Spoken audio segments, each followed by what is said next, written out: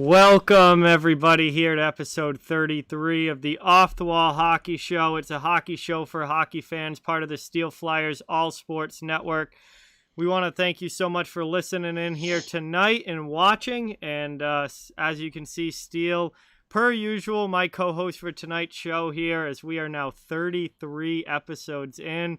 It's the off-season. It's kind of the deadest period of the off-season at this point as we wait for training camps and all that to get started next month. But this is the ultimate dog days here of the NHL offseason now that everything pretty much free agency-wise is over, draft is over, and I'm just waiting for next season for the most part. I'm excited to actually get people back on the ice, which will be happening next month. See, that's the thing. We're like 7 or 8 days away, about a week away from being a month away from the opening of training camp. And so thank you very much for having me on, man. Really appreciate all the work that you do, man, for Steel Flyers All Sports Network. Really appreciate all the work that you do, man. The success that we have, a lot of it has to do with you and all the fans. Really appreciate all the fans, all the subscribers, all the likes. Please keep hitting it. Please keep subscribing. Please keep letting us know what you guys think. Thank you very much, John, for all the work you do. Really appreciate it. And I'll tell you what, we might be deep into the off season, but there's been a lot of stuff that's been kind of going on here as far as in the NHL and sort of kind of, you know what I mean? Yeah, and I know there's one thing that you've already mentioned before we started that you want to dive into, and that is the NHL Board of Governors has approved jersey advertisements for not this coming season, but the following year, 2022-23. And basically what they've approved is very similar to what AHL jerseys have, which is a 3x3.5 patch that most likely, I assume, is going to go on the shoulder, on the opposite shoulder of wherever the letter is for the captains. I would say on the other side, most likely is going to be where the jersey patch goes.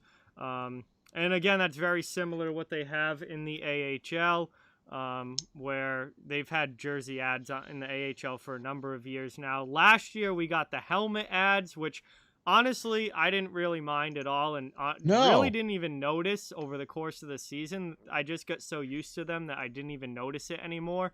Right. But now they are going on to the jerseys, and that, of course, has been a hotly debated topic here over the last week or so. Look, I understand with why they did it last year with the advertisement on the helmets. Mm-hmm. And the league garnered $100 million collectively for having, that's a lot of money. Yeah, it is. Big time. Okay. So that's why they can't dismiss this. That's why this has to go somewhere, in a permanent fashion. I personally, me, myself, and all three of us, we feel that we're okay with the helmets. We thought that was fine. We don't have a problem with if you want to put it on the pants, like right above the knee, you know what I mean? In that little blank area right there. That's a big, giant spot. Oh, I never even thought of that. That'd be a better spot. Okay, see, or the side of the leg, because every time you see a guy bend down for a face-off, what's the first thing you zoom in on? Yeah. The side of his leg. See, I think that spot right above the knee, like where the pants end and the shin guards start, that'd be a prime spot right there. Okay. All right. Now, you got a logo there. You put one on the helmet, right? Mm-hmm. You could put one like on the glove, right? Yep. You can put some stuff down on the sticks. You can put stuff on the skates. Man, look at all that real estate you got on them goalie pads.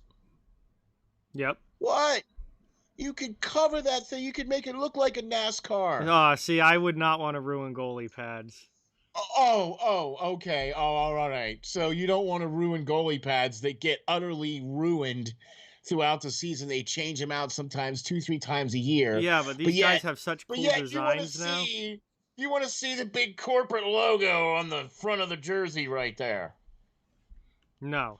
Okay, I'm so not a there you big go. fan of the ads going on the No, jerseys. no. I'm not as against it as I was like 2 years ago.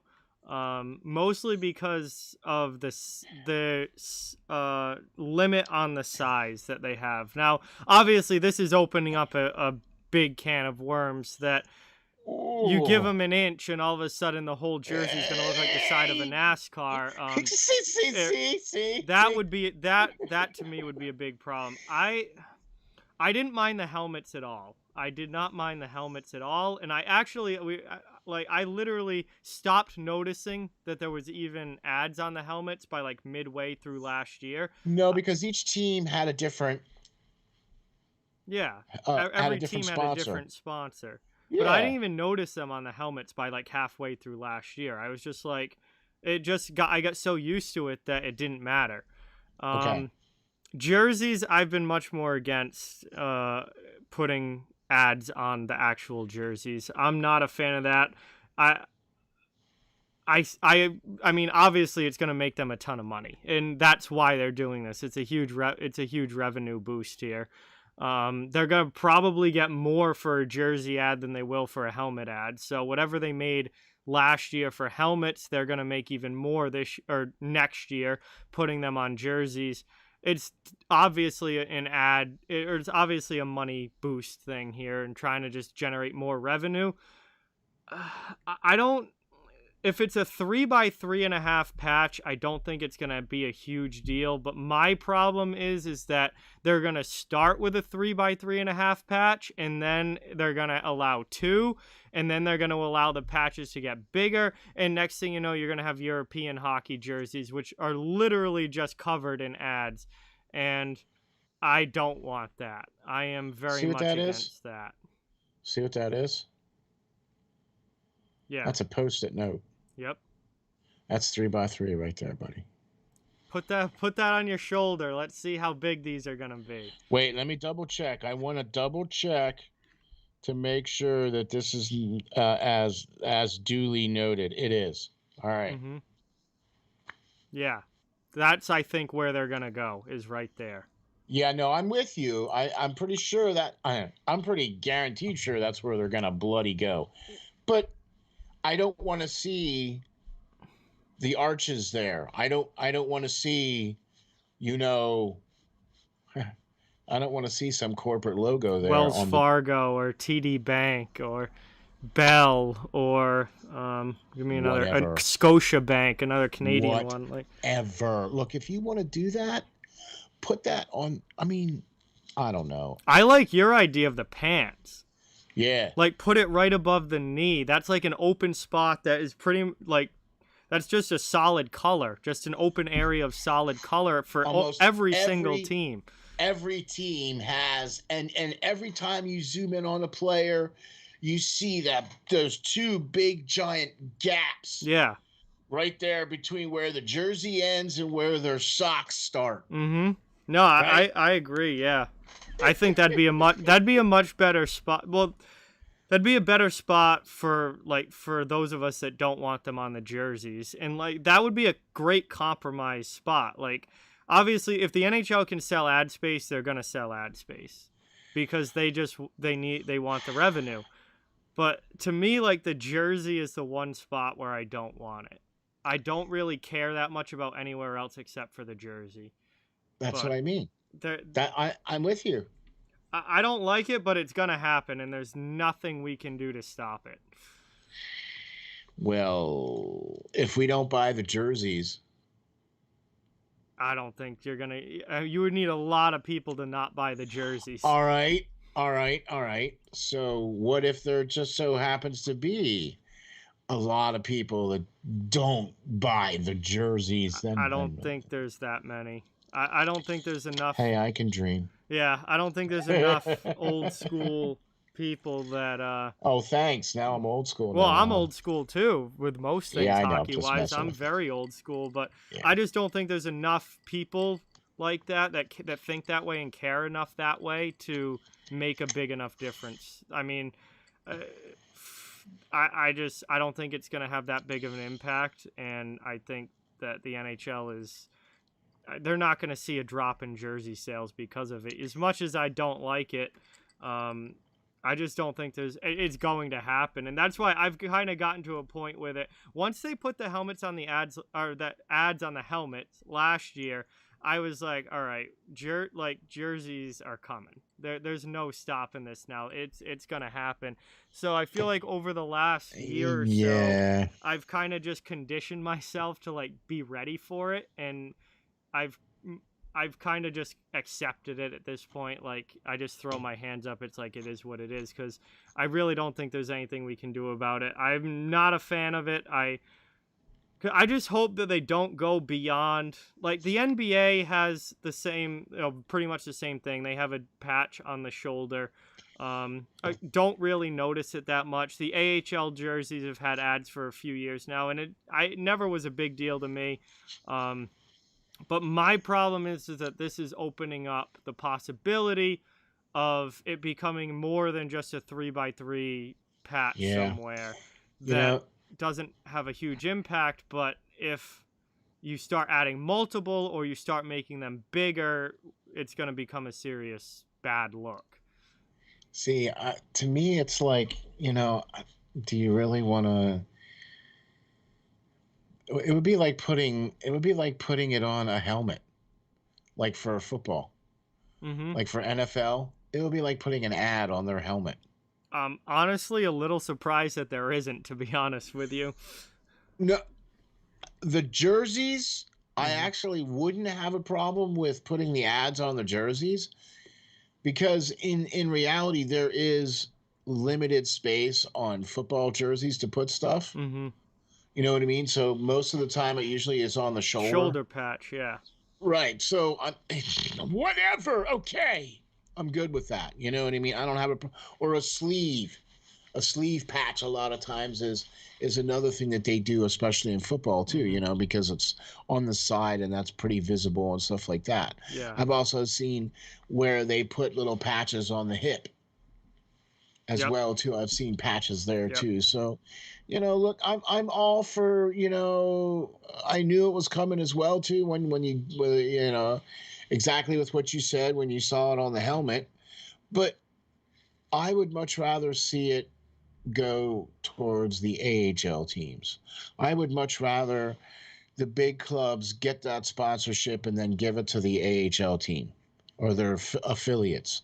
Mm-hmm. And the reason why I say that is because look, the NHL has TV contracts, they've got major endorsements for, who has the rights to name the building that they play in. You know what I mean? All this different angles of support and revenue are coming in for the team, and yet there's barely nothing coming in for the AHL team. Yep. The only thing that they get is the gate and then whatever local sponsorship they can get, which is, Mm-hmm. piddly nothing compared to what, the big clubs get, obviously. Yeah. The fact that these guys are, driving around on buses still. And, I Mm-hmm. mean, the NHL has got a great secondary or minor league system, Mm-hmm. but it's so archaic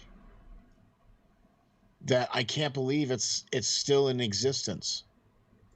Like, how do they survive? I mean, that's the thing. How do these teams survive? How do they manage to continue to put a team out there? I don't know. Well, they are, and That's what I mean. well, I don't think the corporate sponsors that are gonna be paying for these jersey ads would pay for them if it was going to an AHL team. No, I understand that, but I mean, I think there's going to have to be some interesting negotiations shall we say. Yeah, you can put something on our jersey, but you also have to do something for the AHL team. You know what I mean? Like, yeah, yeah, you can put, your bottle cap on our pants, right? But you have to do something for the AHL team too. Well, I think all of the AHL teams already have some sort of ad Okay. patch on them. I know Okay. that the Province Bruins have had Dunkin' Donuts on theirs for years now. Okay. Well, there you go then. So, All right. Well, there you go. it was only a matter of time before it came to the NHL, even though a lot of people didn't really want it, and aren't too happy about it. At the end of the day, it's a revenue generator, and it's not gonna have a huge impact. It's not going to affect the game on the ice. It's not something that's going to, change the way the No. players are playing or anything. So I don't think it's going to have a adverse effect on the league as far as like people being too upset about it. There's definitely people that aren't happy about it, but when you turn the game on and you barely even notice the patch on their shoulder, people are going to not be overly upset for too long, and it's just going to have to be a fact of life, and it is what it is. It's one thing if you're watching the players and you barely notice it. It's another thing when you buy it. Oh, big time. Okay. So can I buy it without the sticker or without the patch or, whatever? Oh, I don't know. That's actually going to be interesting. Is Fanatics going to start putting the ad patches on the jersey? The authentic jerseys will definitely have to have them, because if it's an authentic jersey as to what they're wearing on the ice, then it would have to have everything that they're wearing on the ice. Oh man, see, that's where you're going to lose me right there. I'm about aesthetics. Okay? I'm not trying to be old school, but I'm about aesthetics. And I think that looks really, really tacky on a jersey. I don't care if it's an AHL jersey or a European jersey, because I agree those European jerseys the like European you jerseys can't are even horrible. tell what team they are or what the it's logo of the team is. Yeah, those jerseys are terrible. Okay, so you get what I'm saying, right? We're both in agreement on that, and I just don't want to see it get to that point. That's why I don't want to see them put stuff on the jerseys, because I think you're ruining the continuity of the look of the jersey and everything else like that. I think I'm not trying to take away from them garnering more revenue. I'm not trying to take away from teams getting that opportunity to put those and offering ad space like that. Yeah, look, it's one thing to offer an ad space on a dasher board. It's another thing to offer space on the projected logos and ads that they put on the glass behind the goalies during the game. You know what I mean? And a lot of times they rotate as well too. So I mean, there's all kinds of crazy stuff they got going on there to sell ad revenue and space. Do you really have to put it on the jersey? Again, I don't like it, but it's just I think I've gotten to the point of acceptance from just like that's the way it's gonna be. It's beyond acceptance. It's more of, well, we really have no control or say over it, so oh well. Yeah, pretty much. Doesn't matter what you think or feel. This is how it's gonna be. That's how it's gonna be. Again, I never even thought of the top, like the bottom of the pants right above the knee. I think that's a fantastic spot. And if you're doing 3 by 3.5 inch patches, what better spot than there? You could probably go bigger. Yeah, you could do a little bit bigger there. I mean, I wouldn't want them taking up the whole front of the pants. That would look really ugly. But just like a patch there is not a problem at all. Like, I would have loved that to be the spot rather than on the jersey itself. And not only that, but you can do it on... You have almost 3 panels on the pant on each side. Yeah, they would. I think they would only put it on one. They wouldn't have double. They'd put it on one side because most teams. What I'm saying is you could have like Dunkin' Donuts on the front, and and depends on the back. Whatever. Yeah, no, I don't know. I don't want to put too much, but I think like one patch on like the opposite knee of wherever they have their logo. So usually most teams have a logo on one side of the pants, Some of them do, yeah. And then if you put the patch on the other side, that would aesthetically at least even out. And if again, like one patch wouldn't really be a problem. Now if they made the whole pant leg like look like the side of a race car, I'd be a little more up. I wouldn't like that. No. I'm talking about just one logo on the front panel and maybe one logo or a set of logos on the side panels on each side of the pant. Yeah. Right? Or one on the opposite leg in the front and one on the opposite leg in the back. Both the same company, though. You understand what I'm saying, right? I'd want the one in front. Like, literally take the patch that they're going to put on the shoulder and put it on the pant, like, put it on the front of the pant leg. And that'd be golden. I'd be perfectly fine with that. Yeah, this is, dude, I swear, this is 3x3. Yeah, just it says it right here on the back. Yeah. It says it right on the back. Just take it from there. Yeah, I put it down here. And put it down there, and I would be perfectly okay with that. Yeah, that's great. I'd be okay with that. Yeah. All right. So all right. We agree on that. We just railed on this for the last 20 minutes. 20 minutes.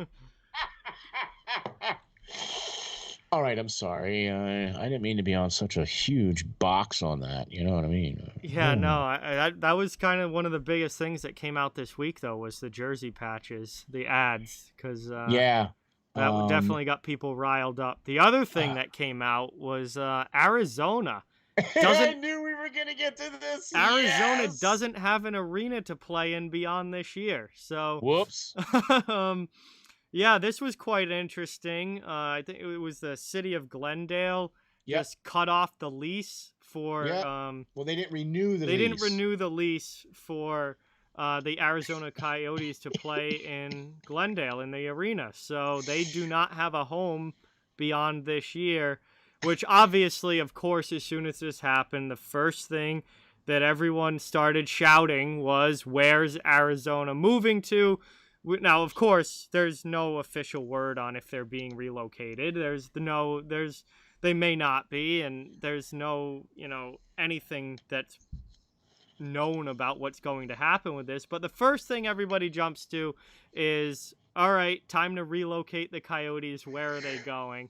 And that was kind of the biggest, one of the biggest things talked about this week in the hockey world was the Coyotes and if they're moving, if they do move, where, what's going to happen now that they don't have an arena? Do they have to go somewhere? Are they going to stay in Arizona or are they going to, I don't know. This is more the business side than I usually know about, but it's definitely an interesting situation, and is sparked a lot of talk about possible relocation. All right. So what's your take on the fact that the city or whatever did not renew the lease? And let's throw a couple little underlying factors here at you on this to make this question even a little more difficult for you. The city basically voted to allow the stadium to be built there with a huge amount of taxpayer dollars, if I'm not mistaken. Of course.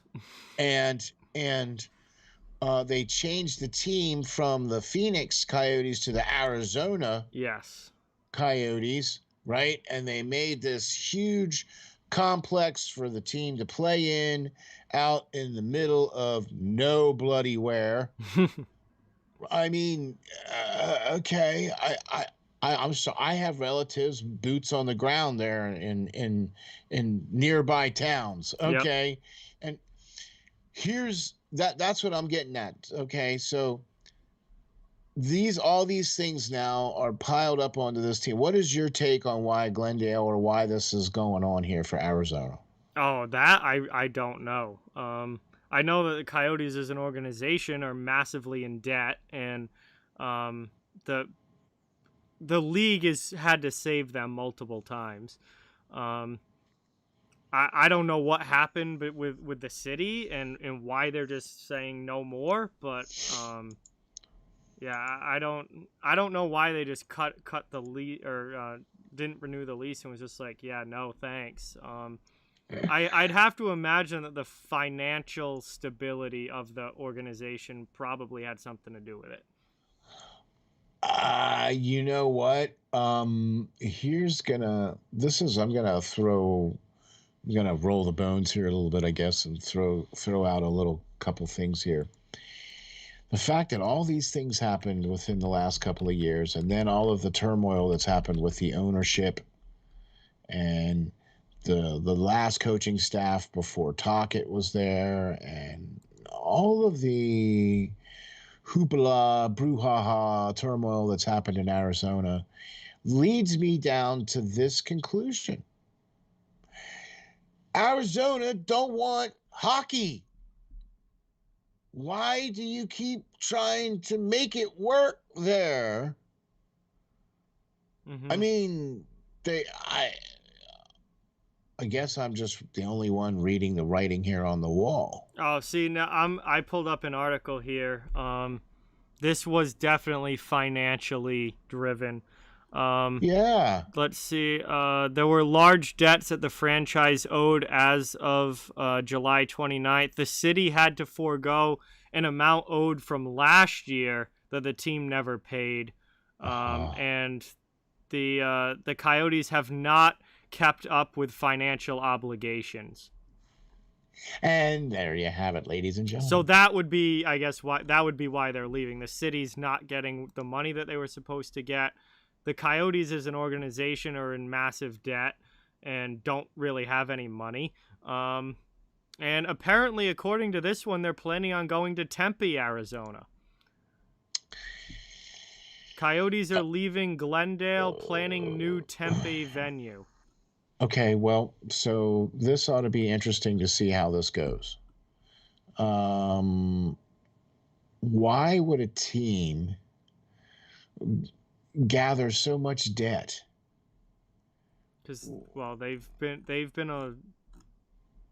losing money for basically their entire existence.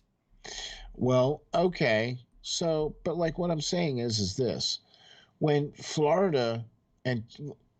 Tampa Bay showed up in Florida and said, "Yeah, we're gonna have a hockey team," and then they were like, "Yeah, a hockey team in Florida, yeah, sure," and then they turned around and said, "Oh yeah, well we're gonna bring another team down here too." Well, are those teams in the same kind of financial straits that Arizona is in? No. I mean, it doesn't even really matter if you win, because Arizona kind of was winning there for a little bit. And they made the playoffs, once or twice in the last couple of years? Mm-hmm. So, I mean, they were sort of winning. You know what I mean? They were sort of trying to put it together, but I don't know. I hate to see any team go through this kind of stuff, but it just seems like they just keep trying to, they keep trying to bail the water out of a sinking ship. Mm-hmm. No, I agree. The ship is sinking. Okay, there's a big giant gaping hole in the ship, and if you're not going to fix the big giant gaping hole, then why are you bailing the water? Just end it already. They've been trying to force it in Arizona for years. That's what I mean. And attendance has been horrendous. The team stinks and has stunk for most of its existence. They've been a huge money pit. Like they lose millions and millions of dollars every year. The league's had to bail them out multiple times. I think they should move, but they keep trying to force it there over and over. I mean, obviously, we don't know what's going to happen with this situation. Apparently, they're trying to move to Tempe, so they've tried Phoenix, they've tried Glendale, now they're going to Tempe. They're trying every city in Arizona here to try and find a spot.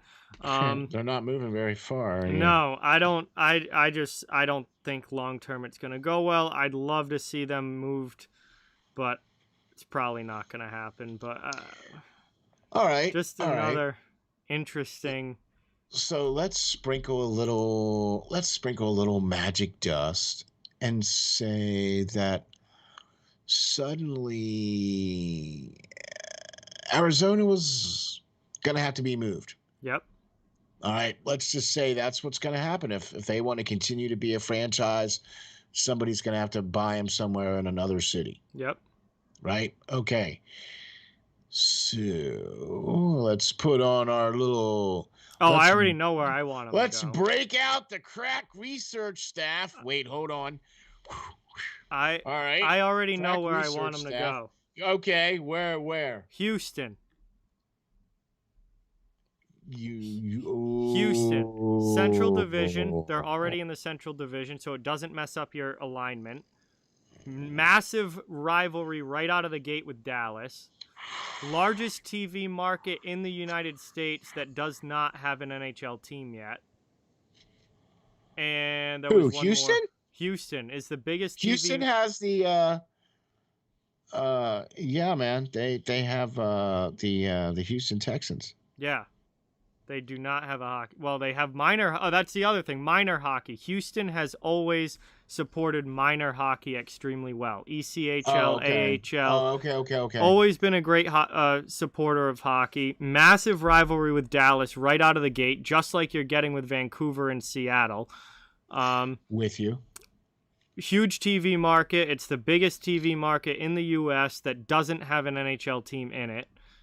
Yeah. And it doesn't mess your alignment in the the NHL just got to 32 teams, just got each division to having 8 teams. You're perfectly aligned right now. You've got 8 in the Atlantic, 8 in the Metro, 16 in the East. You've got 8 in the Central, 8 in the Pacific, 16 in the West. You got to put them centrally located somewhere. So so that's what I was just gonna say. So you have to put them in a specific group of states to keep them in the division that they're without already having in, to realign. Yes. Right. Okay.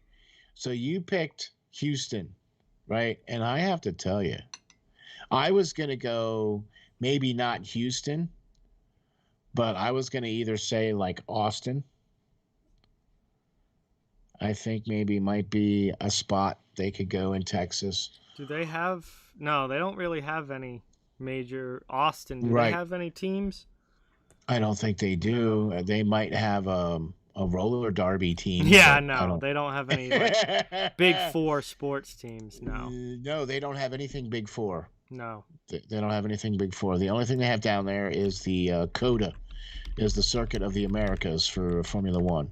Mm-hmm. And they also do MotoGP down there too, and a bunch of other races. Mm-hmm. But Austin would be one of the other places I would think would be a place. And so, hey, just quickly, I looked up the biggest TV markets in the U.S. according to Nielsen. Yeah. Houston is the 8th biggest television market in the United States. Wow. What's in the top 5? Top 5: New York, Los Angeles, Chicago, Philadelphia, and Dallas. Okay. Wow. San Francisco is 6. Washington, D.C. is 7. Houston is 8. And Boston is 9. Who's 10? Atlanta, who's failed as an NHL city twice, so they're not getting a third chance. No. And I wouldn't put a team down there. No. Atlanta's had their shot, and hasn't worked. But Houston is the biggest market that doesn't have an NHL team there. Although California has 3 teams, so none of them are. Well, San Jose is part of actually the San Francisco market. Well, you just put a team in Seattle. Yeah. Why not put one in Washington or why not put one in like Kansas City or something? Well, Kansas City's another team that's been, or another city that's been talked about quite a bit, but they are the 32nd biggest TV. Just television wise, Kansas City is comparable to Hartford, Connecticut. Kansas City is 32 and Hartford, Connecticut is 33 as far as. But it's still better than Glendale. Well, yes, but Houston to me is the place to go. I like that. I really, really like that idea. I think that's great, man. Milwaukee's another one that gets talked about a lot, but again, smaller market. Would probably support the team, but is just a small market in general. Yeah, or maybe even, well, no. Yeah, that would be tough, man. That would be tough to put it up in one of those states up there like Wisconsin, or, you know what I mean, a place like that. That would be tough to put a team there. You know what I mean? What about a Canadian team? Financially, the first thing everyone was saying this week was Quebec. Go back to Quebec. It's just not financially a possible, like, the difference between the US dollar and the Canadian dollar.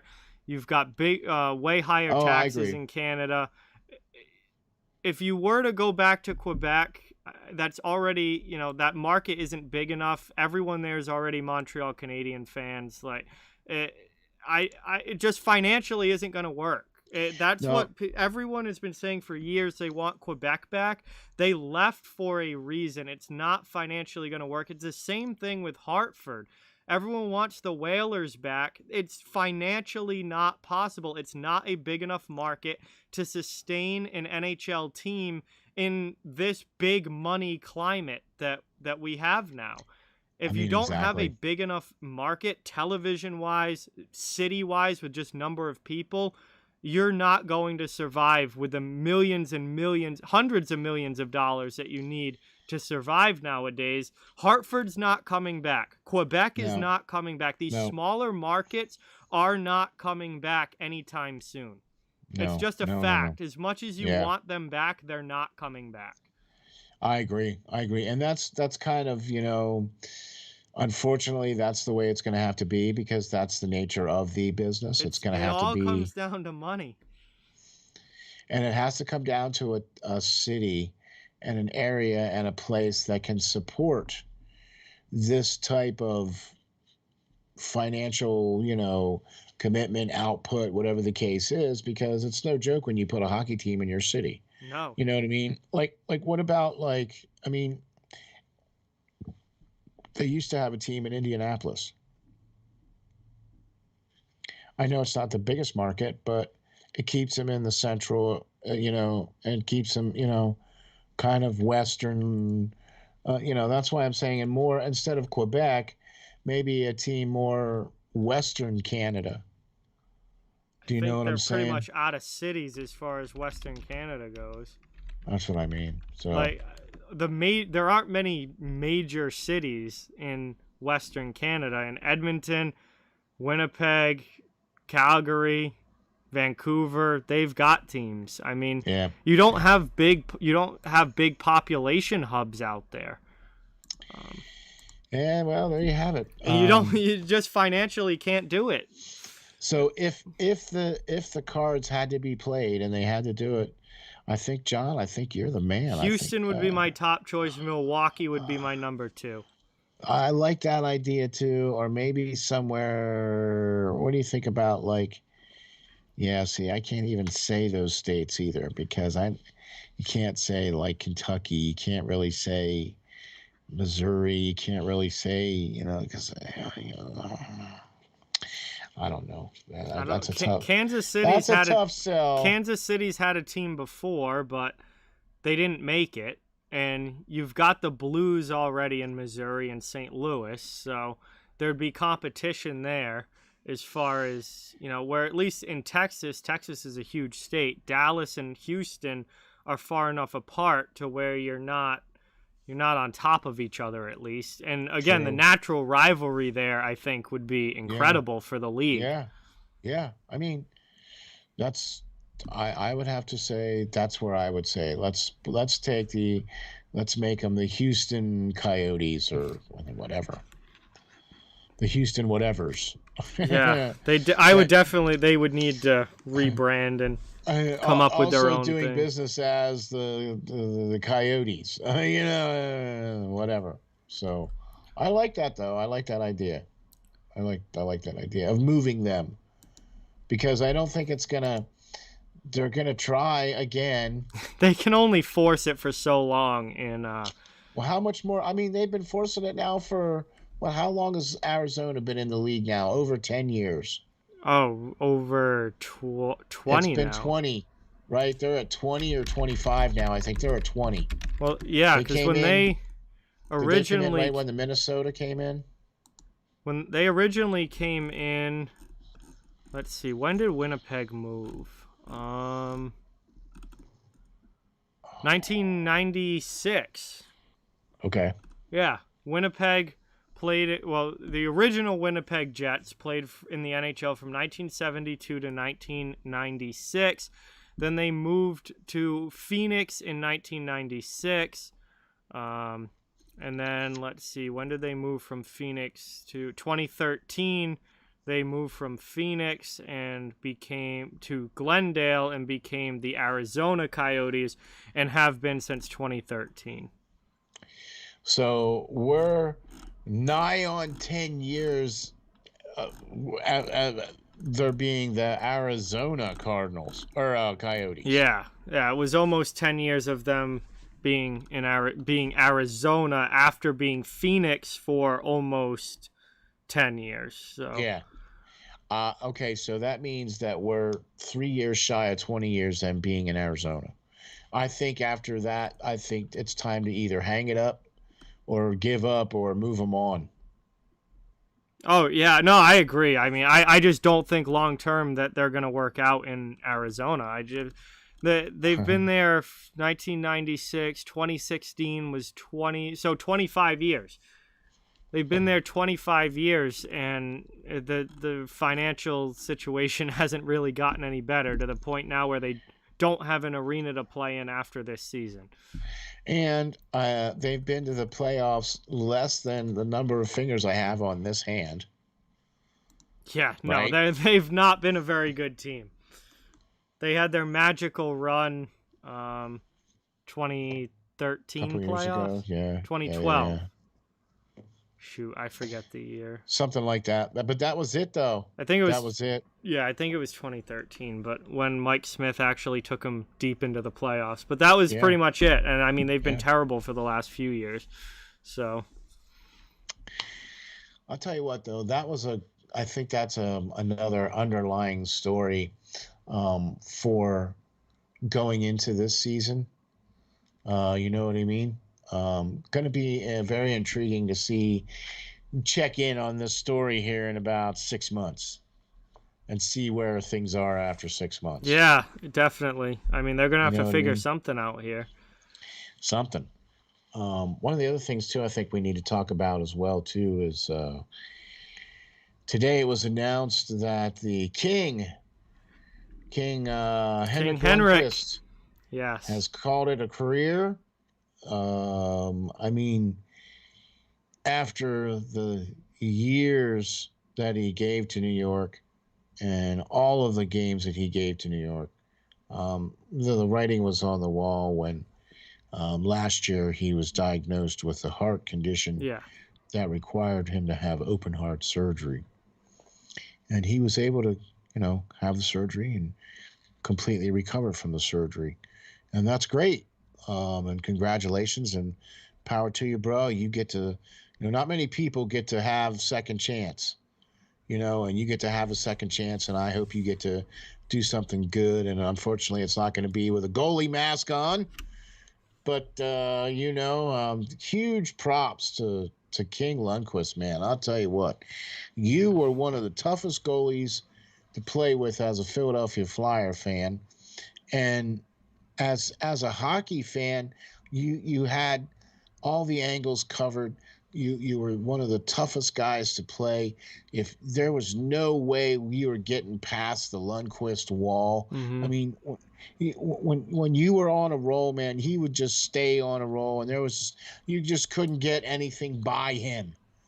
That's the kind of goalie he was. You know what I mean? And Yep. so, uh, props to you, bro, and congratulations on a great career. And as far as I'm concerned, it's Hall of Fame worthy. Um, you know what I mean? So, congratulations on a great career, and man, I can't wait to see what he does in the future. Yeah, incredible career. Really sad that he didn't get to play his last season. Like to go out the Yeah, way that he did was kind of definitely sad because this was you wanted at least to have that year of, even if you knew that it was his last year, you wanted that kind of swan song year of the of farewell the song. farewell Yeah. tour for Lundqvist, and he didn't Yeah. get that, unfortunately. But to me, he's the greatest goaltender to never win a Stanley Cup. I think he's the goaltender that defines this generation, this like mid 2000s through now. I think Henrik Lundqvist is probably the goalie that defines this generation. I think he's going to be a first ballot Hall of Famer. Oh yeah. Rangers have already said that they'll retire. His jersey's getting retired this season. Oh yeah. I don't think. I feel like I almost took him for granted. Like, I don't think as I was watching him, I realized that I was watching an all-time great. That's usually how it is. Yeah, but now that it's over, I'm looking back and I think about all the games I watched with Henrik Lundqvist, all the Rangers playoff games, all the times the Bruins played the Rangers, and it's just like I got to watch the entire career of not just a great goaltender in this generation, but one of the greatest goaltenders to ever play in this league. And I feel like that is just like starting to hit me. Like, what an icon he is. Yeah. See, you don't realize it until, it's just like you said, you don't realize until after the fact. You go, wow, man, Dominik Hasek really was amazing goaltender, because he, I think, is the one that epitomizes the best goaltender to never win a cup. Well, he did in Detroit. Yeah, oh, he did. Okay, Yes. okay. I'm all right. Little brain fart there. Sorry. But up until then, and that was, you know what I mean. So yeah, I agree. Seeing him play against the Flyers, it always seemed like he had the best numbers against the Flyers. He had the most wins. He had the best save percentage, or the most shutouts, or whatever. Every night you're getting there and play Lundqvist, and it was like, oh, Henrik Lundqvist is starting in goal, and look, he's got the best record against the Flyers and lifetime percentage, and blah blah blah. Like, yep, great. Already, it's going to be a long night. It doesn't matter who's playing for New York. It's just the fact that it's going to be Lundqvist back there. It's going to be a long night, and if you're gonna win, it's going to be 1-0, or 2-1, or 3-2, because you ain't going to get much past him. And I think you're right, though, because, and you kind of get that same kind of feeling when you look at a guy like Connor McDavid, or when you look at a guy like Austin Matthews, or, you look at players like that and go, yeah, those are special players. You kind of, you take it for granted a little bit, because you have night in and night out, Connor McDavid. Oh, Connor McDavid had 5 points tonight. But Connor McDavid has 5 points every night. Yeah. You know what I mean? Like, what? Okay. Oh, Austin Matthews has, 45 goals in 56 games. Oh, okay. So he pretty much scored almost every night. Well, yeah, he has a goal every night anyway. But you see what I mean? It's like, until you do exactly what you said and step away and take a look back at exactly what these guys have done, I think that he's I would put Lundqvist right up there with Brodeur as far as he was the hybrid goalie. He was really good at the butterfly. Mm-hmm. He was able to handle the puck really well, like Brodeur did. You know what I mean? Mm-hmm. The only thing he didn't do was win the cup, but he played most of the games, and he played most of the games for the team when he was in. Oh yeah, just like Brodeur did. You know, I mean, he was part of that group of goaltenders that played 50, 60 games for the season, and they're there. Okay, I'm good. You know, the more games you give them, the better they get. Yep. You know what I mean? And that's how he was too. And so it is a shame that he didn't get to have his, farewell tour. Mm-hmm. But now he gets to have it in a very relaxed way where he can go to each of these cities and kind of, get the ovation and get the interview afterwards and, blah, blah, blah. And I agree. I think he'll be a first ballot Hall of Famer without a doubt. He's won the Vezina twice? I don't remember off the top of my head. I think he's won it at least once. Yeah, hang on. This will be a quick look up. Right, our crack research staff, as you can hear, John. Yeah. He won it once, 2011, 2012. All right, there you have it. So feels like he should have won it more than once. But... Right.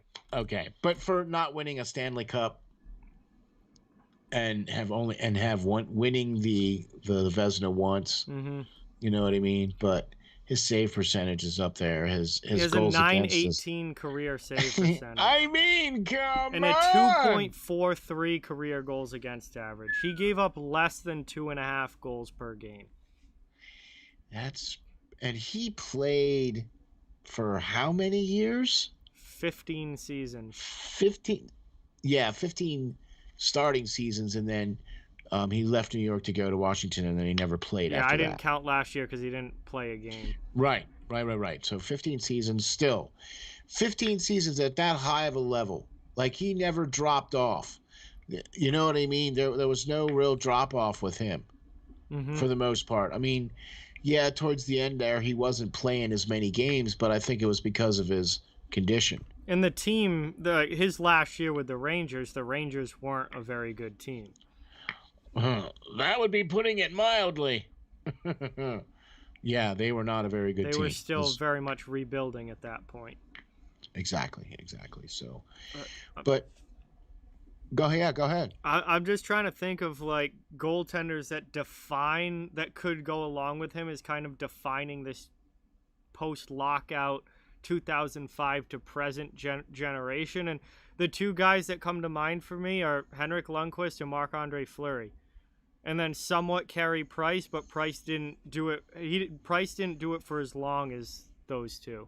Like, those two have done it for so much longer, like literally from the lockout on till now. Yeah, but Fleury has won cups. Yeah, but that's what I'm saying is like the generational goalies, the two guys that I think of as the icons of this generation in goal are Fleury and Lundqvist. Okay, and I would have to even kind of, I don't know, I'm probably going to catch some flack on this too, but I think Ryan Miller was, at the beginning, the first like 10 years of his career, even though he played for Buffalo, I think he was part of that group of goaltenders as well, too. Then you got to throw Roberto Luongo in there, too. Okay, and I don't have a problem with that.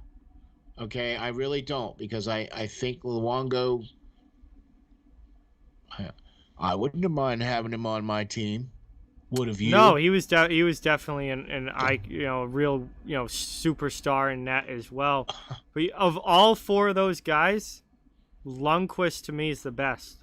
Agreed. I think Lundqvist is the best of those four guys. Agreed. Fleury, Luongo, Lundqvist, and Miller. Henrik Lundqvist was the best out of those four goalies. I think Lundqvist is easily a top 10 goalie of all time. You could make an argument for top 5 or right around top 5. Because to me, the top 3 are definitely Patrick Waugh, Dominic Hasek, and Marty Brodeur. I think those 3 have kind of separated themselves. But after that, I think Lundqvist could be right in that next group that you start talking about after those top 3. See, I'm with you on that too, because my top ones would be Waugh and Brodeur and Hasek. Yeah, I think those are pretty much the consensus top 3. I mean, I can't even think. The only other goaltender that's in that same realm would be Grant Fuhrer.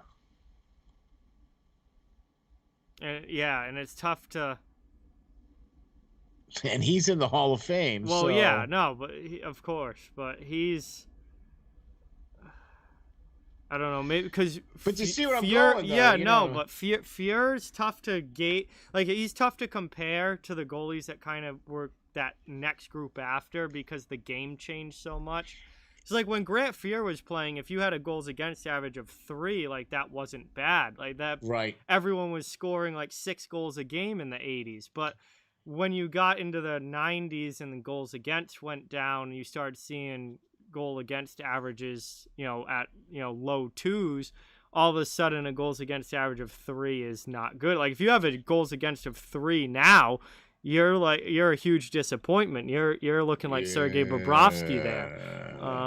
Yeah, there you go. Yeah. You're like, so it's so hard to compare the different generations. Well, I'll tell you what.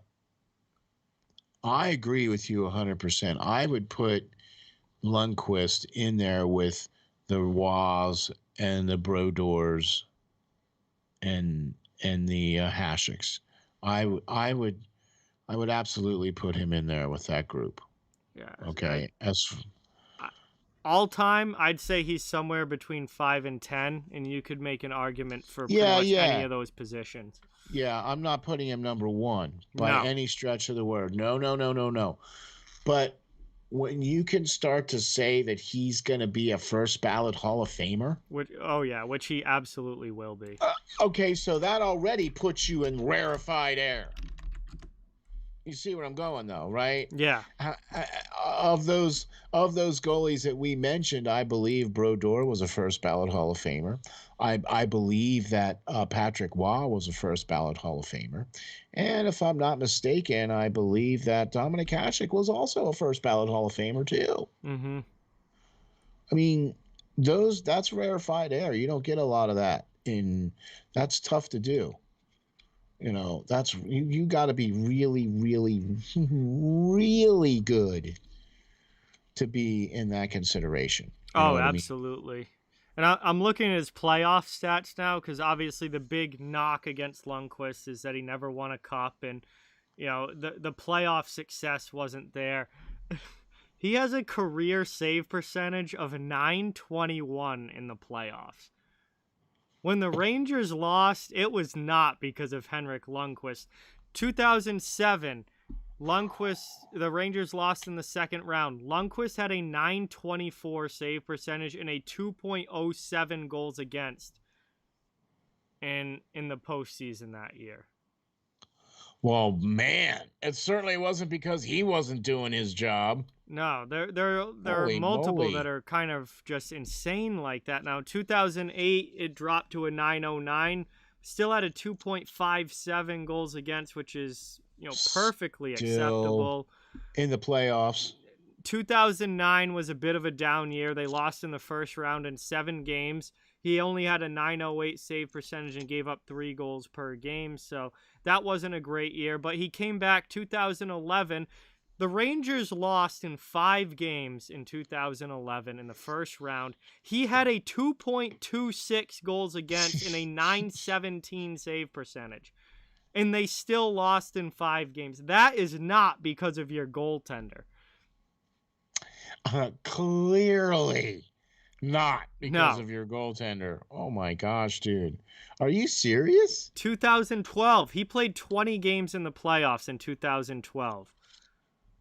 He had a 1.82 goals against average and a .931 save percentage.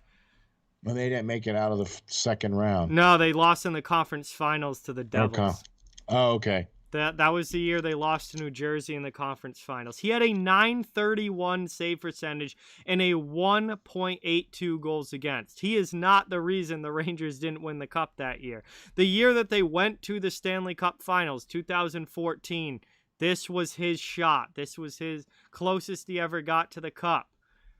He had a .927 save percentage and a 2.14 goals against in the postseason that year, in 25 games played. They lost to the Kings in the Stanley Cup Finals. It's not because of Henrik Lundqvist. He came back the next year in 2015. They ended up losing in the conference finals to the Tampa Bay Lightning. He had a .928 save percentage and a 2.11 goals against average. You know, that's what Vasilevsky was doing this year. Yeah. I mean, these are incredible postseason numbers, and it is not because of him that the Rangers never won a cup. He had multiple years in the postseason where he played more than well enough to win a Stanley Cup. Yeah. Oh my gosh, man. Well, you know, I think this was a perfect testament to two guys who got to see him from the opposite side. Mm-hmm. You know what I mean? Like, you're all about Boston, I'm all about Philadelphia, and all we've ever done was played against him. And that was not fun. No.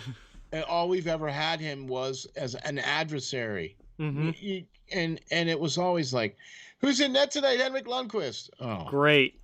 Great. Yep. It's gonna be a long night. You know, and it usually was. Yep. Because it would be like till the third period when we'd get that first goal finally. Yep.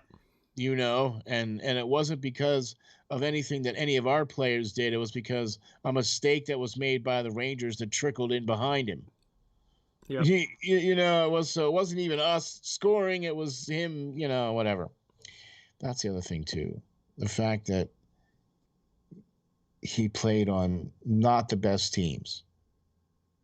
I mean, the Rangers did make the conference finals. They did make the playoffs. Yeah, I mean, they were good for most of his tenure there. Yeah, but they weren't really good enough. They were just good enough to get him there, but not good enough to sustain him. Because if they did, he would have won a cup. You know what I mean? Yeah. I don't know. Maybe it's just me. They had some really good teams. They just could never finish it off. I think some of those 2010s Rangers teams are going to be looked back on as, you know, some of the best teams that didn't win a cup.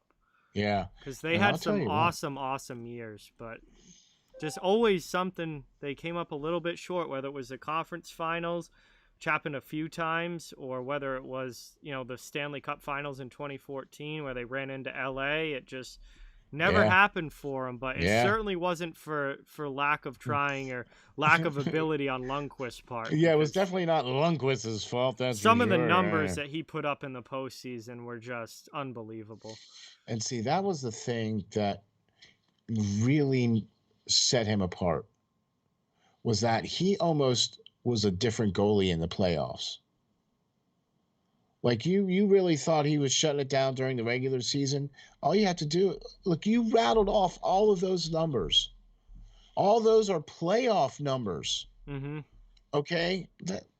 I don't know what anybody says, but that's pretty darn good as far as I'm concerned. Yeah, so, I think that's one of the biggest things that always stuck out to me about Lundqvist is that his game never dropped off. It didn't matter if it was regular season or playoffs. He was the same goalie all the time, year in and year out. And he was one of the most consistent goaltenders I think that we've seen in the NHL ever.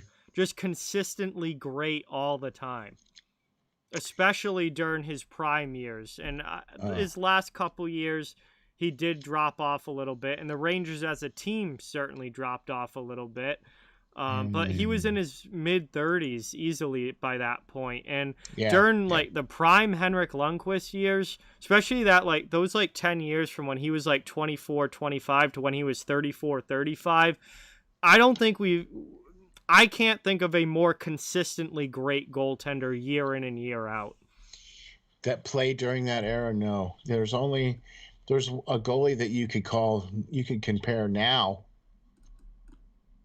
I would say the goaltender down there in Tampa, I would put up Yeah, against and him. I think for Vasilevsky, he certainly is playing at that level, but I think for him to catch a guy like Lundqvist, he would have to do it for many more years. He has to consistently stay on that level for a long period of time.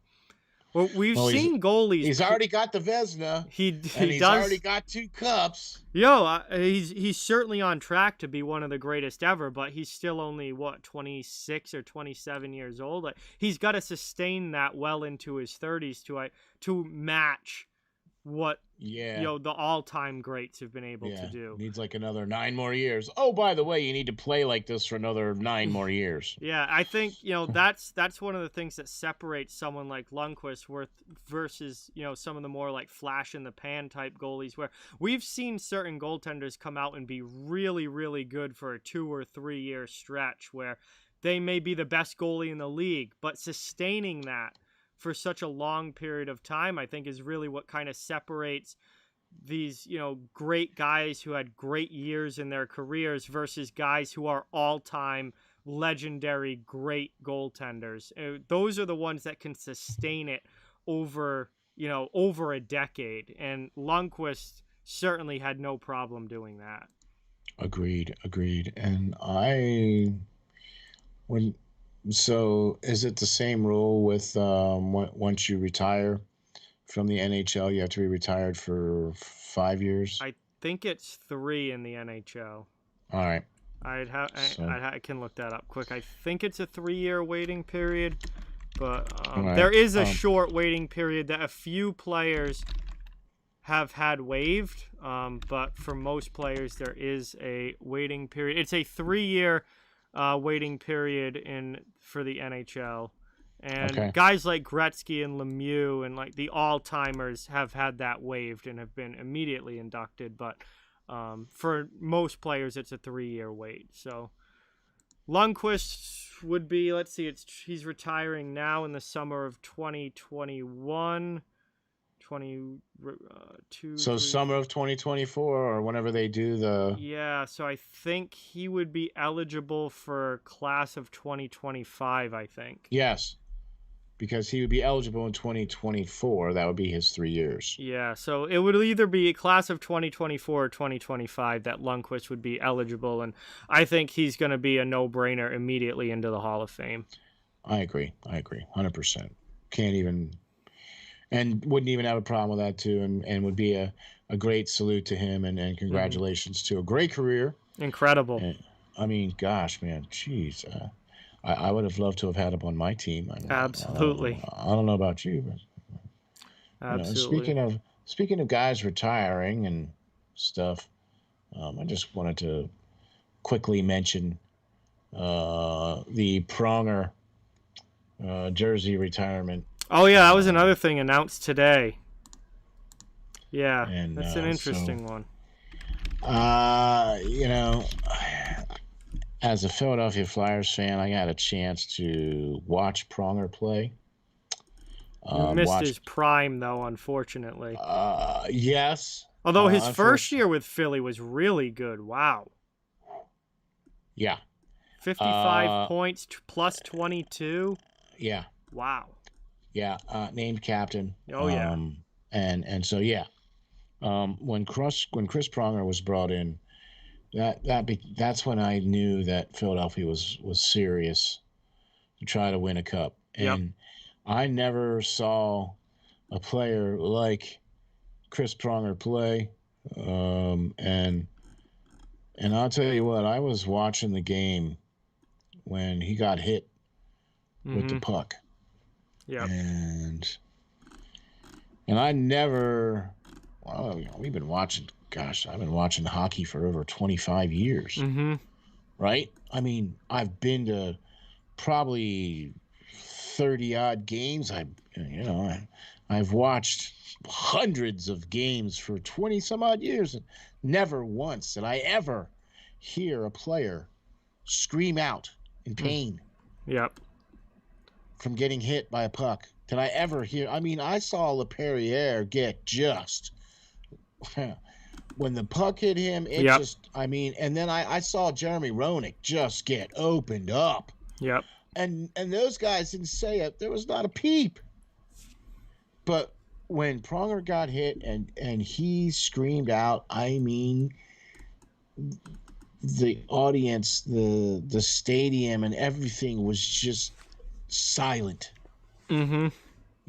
And suddenly, the trainers were on him and everything. You know what I mean? And it was just like collectively the whole world just stopped breathing for 30 seconds. Yep. Because I've never experienced that. And then later you come to find out what actually happened. Mm-hmm. And how the puck hit him and all that other stuff. And you're like, whoa, all right. Yeah, dude, you get a pass on that one. Yeah, that hurt. Yeah, that hurt.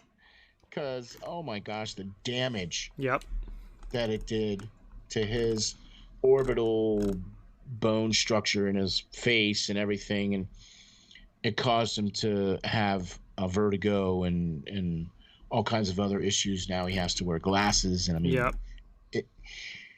it ended a career of a player who was the embodiment of what it meant to be a Flyers player. A lot of people thought he was a dirty player. A lot of people thought that he, did some things maybe outside the lines, but he stayed true to who he was. And when he got caught, he served his time. And you know what I mean? Mm-hmm. He was at least able to cash the checks that his mouth was writing. Oh, yeah. Okay. So if you wanna talk that talk, and not only that, he's 6'6" and can walk the walk. Oh, yeah.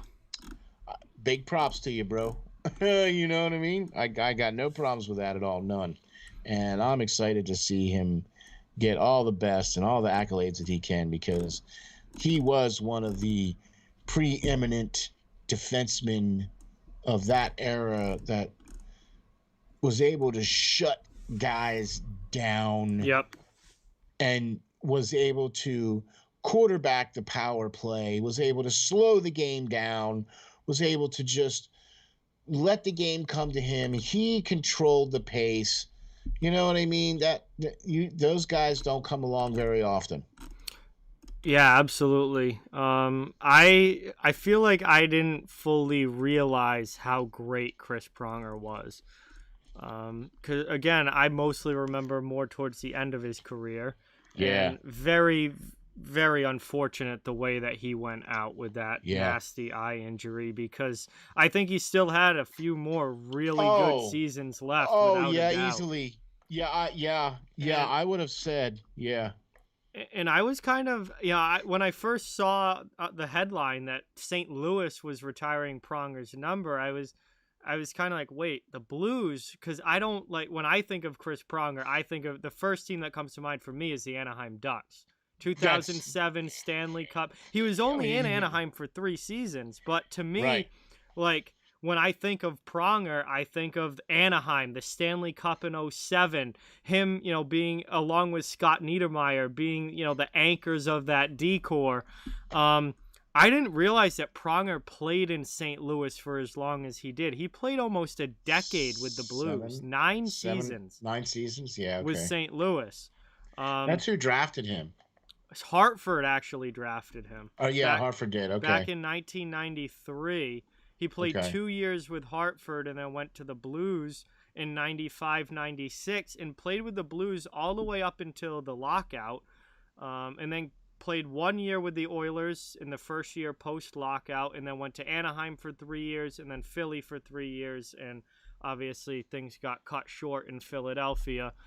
But I didn't realize, one, how great he was, and two, that he was in St. Louis for as long as he was. So I was a little, scratching my head a little bit as to why St. Louis was the one, retiring his number. But now I'm like, okay, he played almost a decade there. He won an MVP with St. Louis in 2000 and the Norris, obviously, the same year. He had 62 points, was a plus 52 that year. Jeez. And 92 penalty minutes on top of it.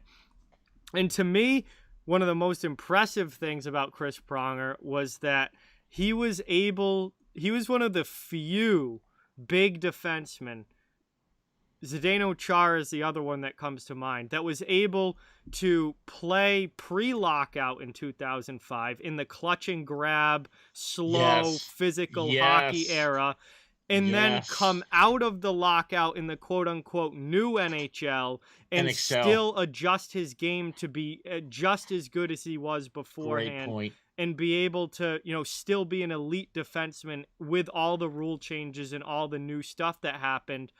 And so many defensemen got their careers pretty much ended because of those rule changes. Exactly. That were great defensemen in the 90s and early 2000s who could not play under the new rules.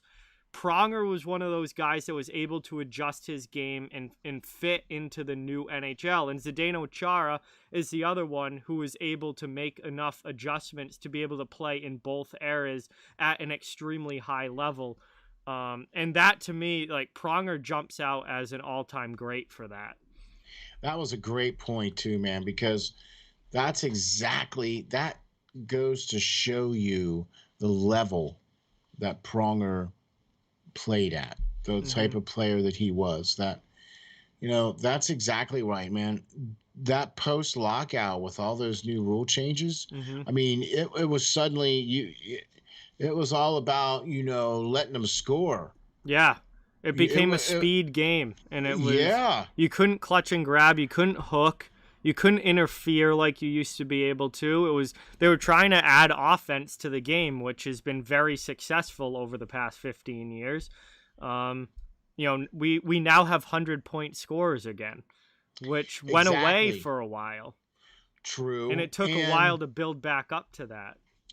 But then again, they made the goalie equipment smaller, and they've done some other things too. And, it's all about the scoring and whatever.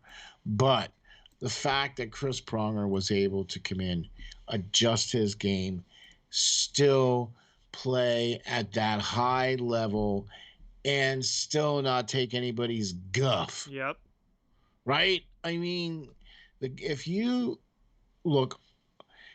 crossed into his territory, oh yeah, he was a big. You could just hear the Jaws music playing. Yeah, he was a big, mean, nasty defenseman.